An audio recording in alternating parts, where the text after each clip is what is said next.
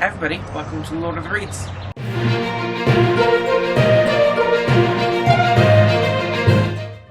So today's video is going to be my June wrap-up. June was an amazing reading month. It was the month of Whateverthon, and I was on Team Epic and High, so I read a lot of high fantasy. And I managed to read 9 books in the month of June, which is probably my best reading month since I've started BookTube. So it was a lot of fun the entire month, and we're going to go over the books that I read, starting with the first book, Strange the Dreamer by Leonie Taylor. This was a very interesting book as far as the writing style. It's a very character-driven story, which I enjoyed, but it's not normally what I would read. I like a lot of plot-heavy books, and this was very character-driven, but I really enjoyed it, despite that. So, it follows a man named Laszlo, and he has always heard of this city called Weep. He wants to go there, he wants to learn about it, and then all of a sudden, one day, nobody can speak its name anymore. Everyone forgets its name, and he eventually has the chance to go there and help with whatever the problem is that made everyone forget its name.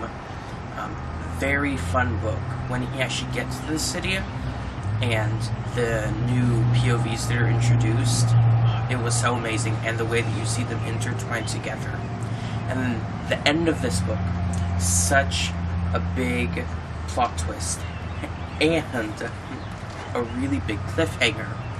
So the second book, Muse of Nightmares, is on my July TBR because I couldn't help myself. I really wanted to get to it because this was so good, and I would really recommend it because it's amazing. The next book that I read in June was A Tunnel of Bones by Victoria Schwab. So City of Ghosts was the first book.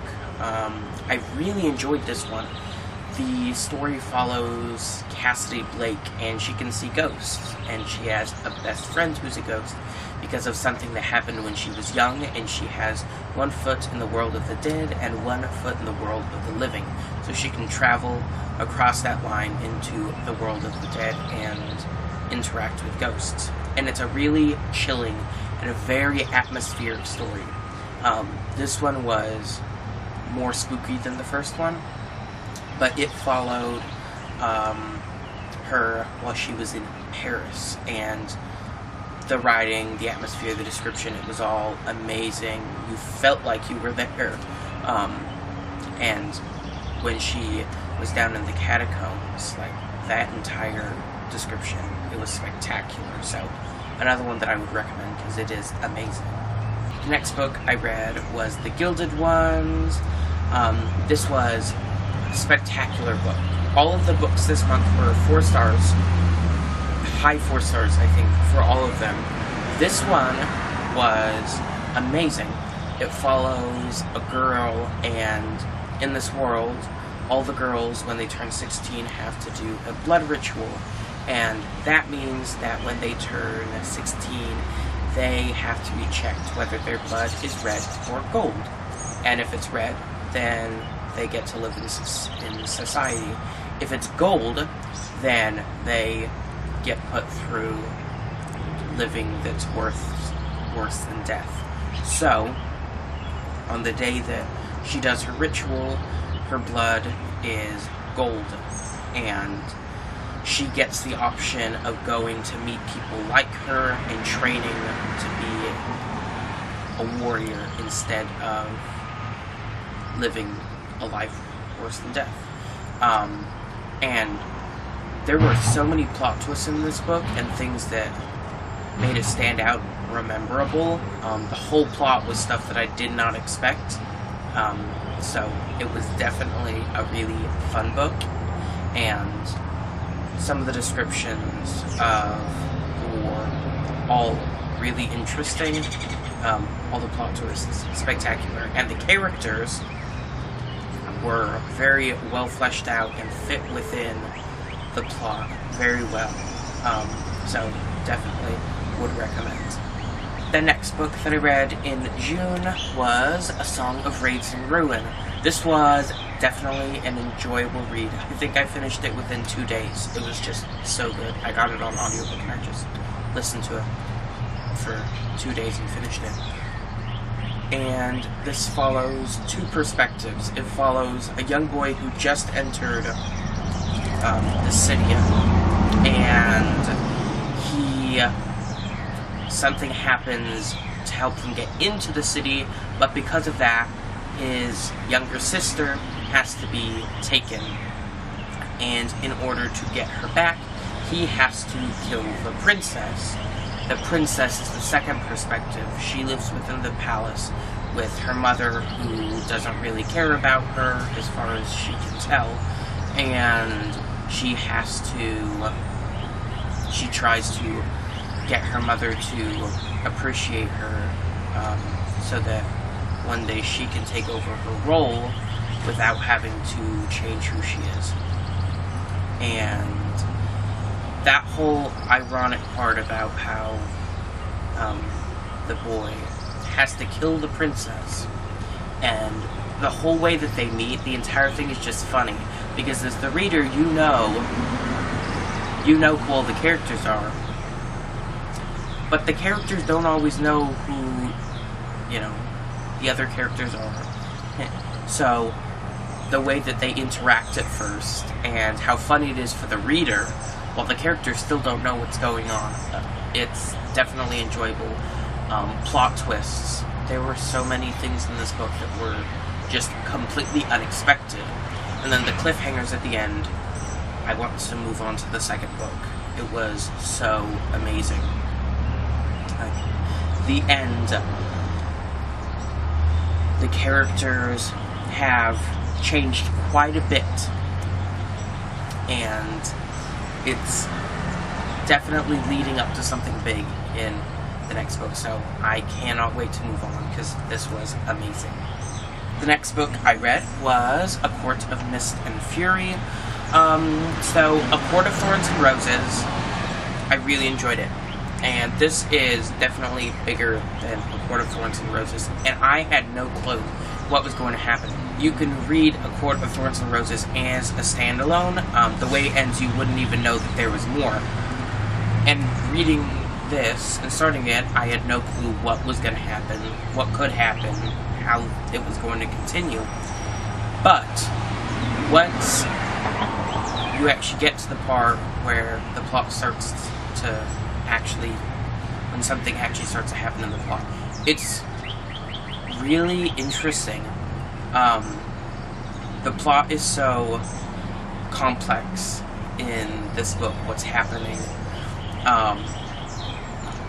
I'd say a lot more complex than the first book, and it might just be because it's bigger, so there's more that can happen, but I felt that the plot in this book was more fleshed out, and there was more to it, more to enjoy. The only thing about this book that I did not enjoy was that it was a lot more romance at times than plot. So, A Court of Thorns and Roses, there was a good balance between the two. This one was very romance heavy when there could be more plot. So, that's the only thing I would say about this. But a very enjoyable read nonetheless, and I can't wait to continue in the series. The next book I read was The Son of Neptune by Rick Riordan. So, when I was done with my TBR in June, I spent that time to finish books that I had started for other TBRs and never finished. The next three are some of them. So, Son of Neptune, I had gotten halfway through, because it was on, I think, my April TBR. So I finished it up in June, and really enjoyed it.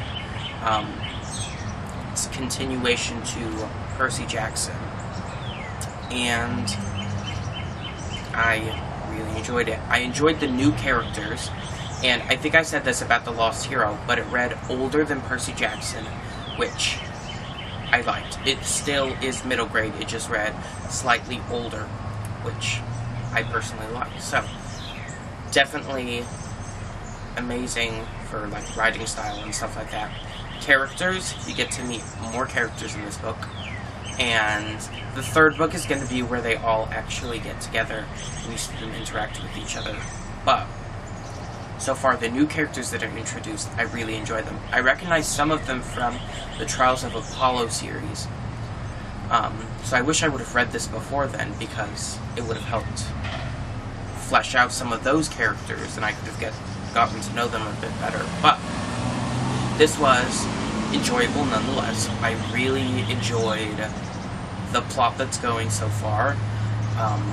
I can't wait to see how it continues, because there are still a lot of things that were left up in the air in this book, so definitely excited to see how the series ends and continue in this world. I had to move over because the light is slowly coming down and covering my head. But the next book was Amari and the Night Brothers. This was super cute and enjoyable. While I was reading this the entire way through, I don't know what it was about it, but I kept thinking of both The House in the Cerulean Sea and A Series of Unfortunate Events. Something about it, like the secret organization part, and the weird names for everything, that really reminded me of A Series of Unfortunate Events. And, of course, the magical beings, that all reminded me of House in the Cerulean Sea. So, two of my favorite stories put together. It was super enjoyable. I looked, as soon as I finished this, I looked up to see if it was a series, to see if it would continue, and I really hope it's a series, because I want more. But it follows a young girl whose brother went missing a while ago, and she's been looking, and she gets a lead from her brother that he got in this magical society, and she has to go into that magical society to find him. So she goes, and once again, super cute. It was very enjoyable, and seeing all the magic and see how she rises above what everyone thinks of her, because she's not liked. She doesn't have friends there. So seeing her rise above all that to do what she does, and all the people that hate her, and rising above them to find her brother, it's super cute, and I can't wait to continue with any more books that come out in this world, because I loved it. The next book I read was City of Glass. I loved this. I was having trouble getting into it at first,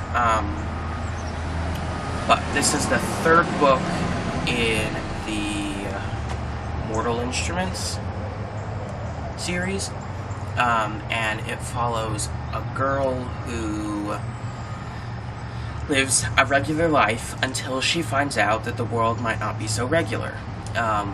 So in this world there are demons and angels, and there are warlocks, vampires, fairies, werewolves, and there are shadow hunters, which were created by the angels to fight off the demons. And she meets one and finds out that she might be one of them. She doesn't know. No one else knows.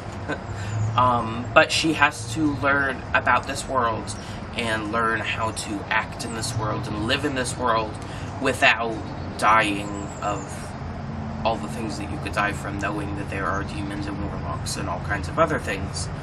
But I was having trouble getting into it at first, but when I did, I sped through it. It was spectacular, and as soon as I finished it, I immediately went to the library and picked up the next book. So, I am hoping to continue it soon, because it was amazing, and I need to know what happens next. And the last book I read was Six of Crows by Leigh Bardugo. This one I had on ebook, and it was amazing. I still am trying to figure out whether I liked it better than Shadow and Bone. I really enjoyed Six of Crows, the characters, the banter between them. It was spectacular. it was that thing with morally gray characters. Just take that, multiply it times 6, and you have 6 of Crows. Just 6 morally gray characters doing what they do.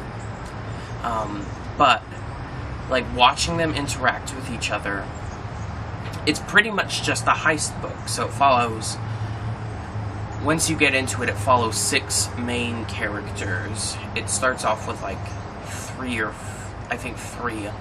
and then you get the other 3 later. And they are all crooks. They're all thieves. And they get a job to go on this, like, impossible suicide mission, but they're going to get a lot of money from it, so they do it. And they form a band of 6 members to go and do this, and something happens at the end, and all their plans are turned upside down. So, yes, it was amazing. I sped through it. It was spectacular. I wanted to know what would happen next and continue in the Grishaverse, because it is such an amazing and complex world. So many things going on. So, definitely really enjoyed it and would recommend, because it was amazing. Okay, and that was my June wrap-up. Those were all of the 9 books that I read in June. A big reading month. Really enjoyed it.